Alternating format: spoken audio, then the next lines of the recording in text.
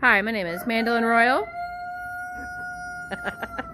I can never start these videos without somebody crowing. Anyways, these are 3 hens I'm not going to be hatching from anymore. And we're going to go through them and I'm going to tell you why.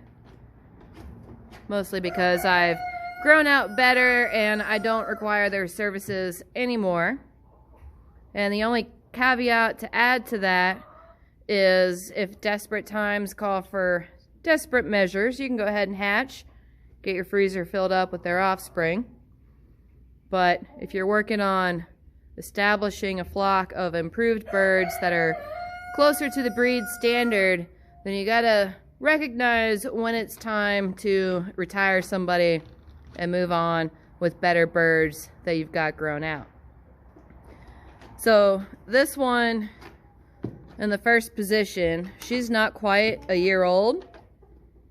And she's not that bad of a bird. She's working on laying an egg right now. But what I don't like about her is her vigor. 9 times out of 10 when I look inside the pen she's been living in, she's got a pale comb and she's just hanging out. She's not outside foraging. She's not being busy. She just lacks the luster that I'm after. Her tail's a little bit pinched up. I don't care for that. She did get decent leg color. But her comb is also giant. And I'm trying to get away from giant combs. So between her laziness, the tail and the comb, that's all the reason I need to bounce her into the breakfast flock.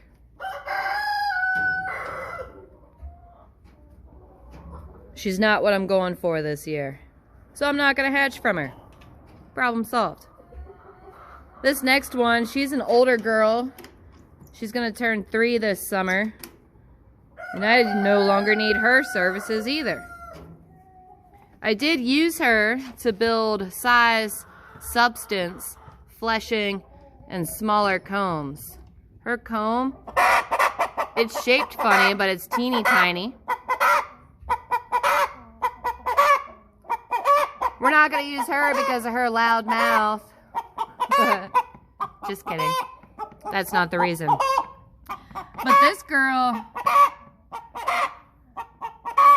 let me see if I can get this other one to be quiet. We're gonna get to you in a minute.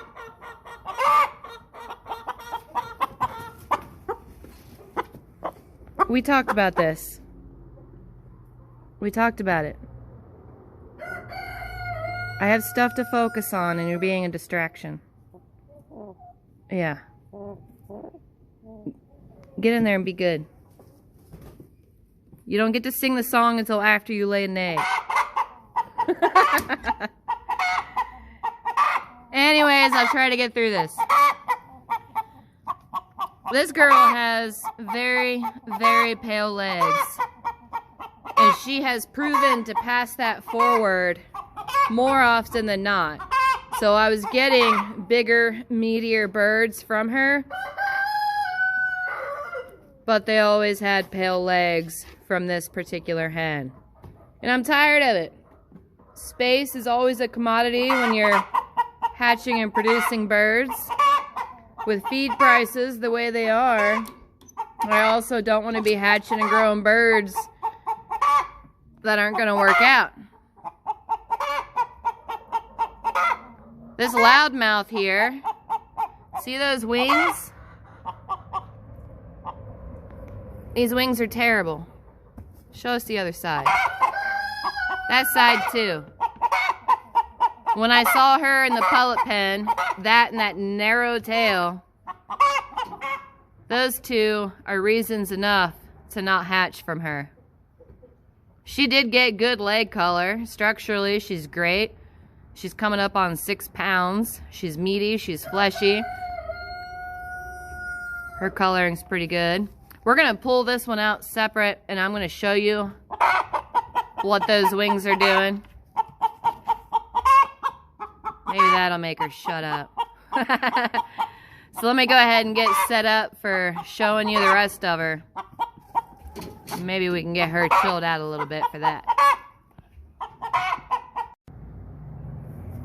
Alright, so we're here with the above view, so I can show you what's going on with her wings and why she's not going to be a part of this hatch season. Starting with her right side.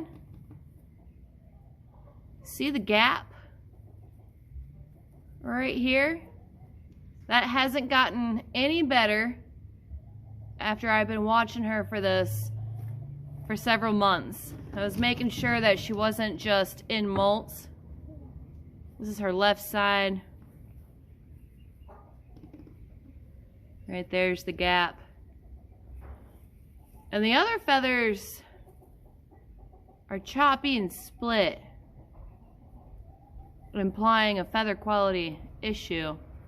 But the gap is the main concern right there. It hasn't gotten better and I don't want to propagate it forward. It's known as split wing, and sometimes that's within the Bresse flock. And if you see it, you want to call it so you're not breeding it forward. Next, I'm going to grab a hen with good wings and show you that. We'll put Little Miss Loudmouth away so we can see what we are looking for. Here's another lady that I will be hatching from. Historically, she's been a great layer. She's meaty, she's fleshy, she's coming up on 6 pounds. She's got good coloring, good dark legs, nice tail set. Everything important is here on this bird. When I spread her wing out, there's no gap in there. She's also got pretty good vigor. I chased around a couple of birds. She was the first one I got a hold of. Here's her left side, no gap. If there was going to be a gap, it would be in there, coming off of the joint that's right here.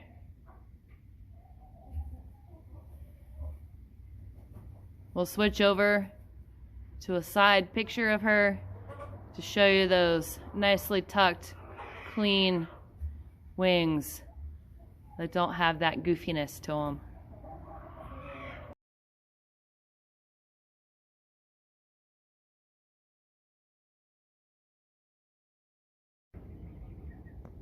Now, of course, there's always more to say about the birds I put up to review, and I'm not sure how detailed you guys want me to get on this stuff.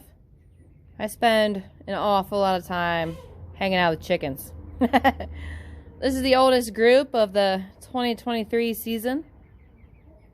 I've been slacking on doing videos of them. Here soon, I'm going to sort them out for gender. I'll bring you guys along for that. We'll get some weights on them and get them separated, see where they're at. I'm pretty excited. But figuring out who you're going to be hatching from and why saves you a lot of feed, a lot of space, and a lot of time, because you do want to put your best foot forward and hope for the best. After you know a bird is not giving you good results, you want to go ahead and remove it from your program. And that can be just moving her over to the layer flock. That could be putting them in the freezer. That could be sending them on to someone else that wants to start. So long as you give that person full disclosure on why that bird's not working for you. It doesn't have to be a terminal calling situation.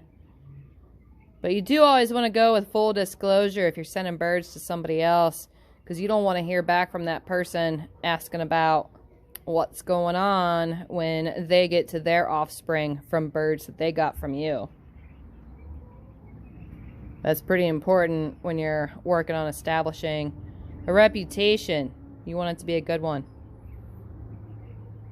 So pay attention to what you're hatching and what you're growing from, and make sure every bird has breeding merit.